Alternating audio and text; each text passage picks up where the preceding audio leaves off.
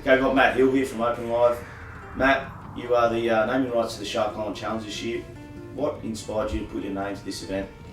Well, it's the preeminent bodyboarding event around the world as far as I'm concerned. I mean, there's bigger, cleaner waves around the world, but there's nothing as challenging as Shark Island with all of the intricacies of the different sections. I love the sport, and OpenLive is a community-based music platform. We want to help the grassroots in music, and we saw a lot of musicians who are bodyboarders. There's a lot of famous musicians that are bodyboarders, and we basically see a big connection there.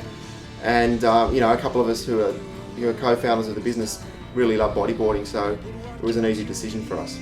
And just to talk about OpenLive, a lot of the bodyboarding community around the world aren't really aware of what the concept is and your business. Could you just explain to us quickly, briefly, on what OpenLive is? Sure. Well, we've developed our own hardware and software to basically automate high-resolution music recordings in venues for virtually no cost for the venue or for the artist or for the label or any of the stakeholders.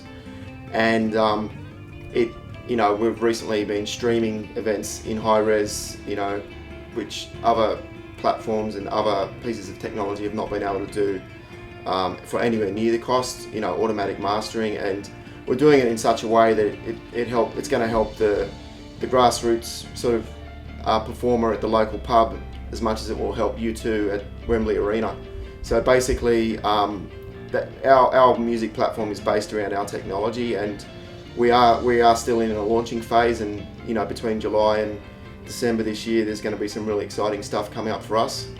And the Shark Island Challenge in that context has always been about our big first marketing push into a grassroots sport, and that's how it all links through. But essentially, we're a live music content producer who've got our own technology to do that. Well, it goes hand in hand with bodyboarding, doesn't it? Action sport, and it's always backed up with music. You see all the highlight clips and videos, and every single one of those has music to it, so it goes hand in hand, doesn't it? It does. I mean, I think bodyboarding and skating and surfing in particular, it's a very music-driven sort of pastime, more than other sports. I think it's because of the extreme element, but I think it's also just a cultural thing.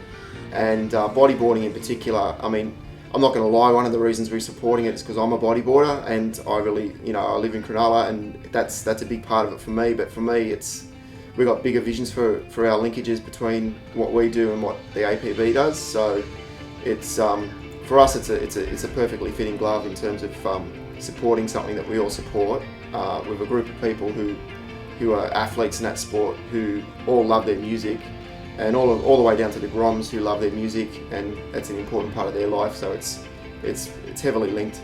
Yeah.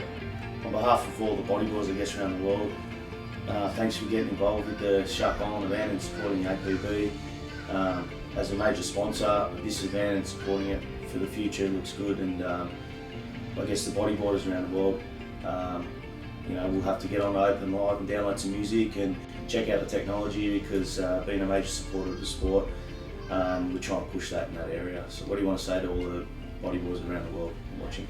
Well, thanks for your support.